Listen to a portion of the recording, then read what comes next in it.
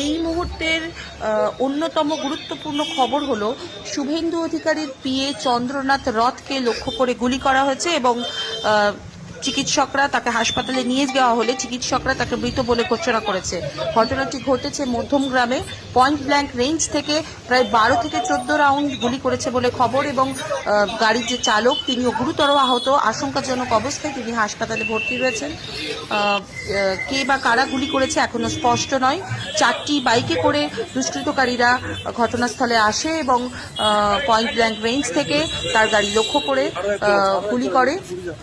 এলাকায় মধ্যমগ্রামের ওই এলাকায় এখন ভীষণই উত্তেজনাপূর্ণ অবস্থা এবং জানা যাচ্ছে যে 4টি বাইকে করে দুষ্কৃতকারীরা সেখানে যেমন আসে ঠিক তেমনই ওই এলাকা থেকে একটি নম্বর প্লেটহীন 4 চাকার গাড়িও পুলিশ আটক করেছে। গাড়িটি কারা রেখেছে এবং গাড়িটি কার এখনো পর্যন্ত তা জানা যায়নি।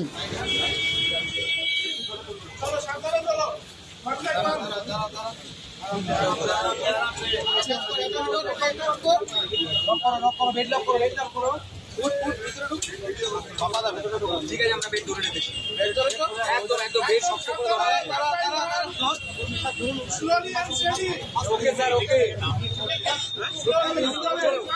চলো চলো চলো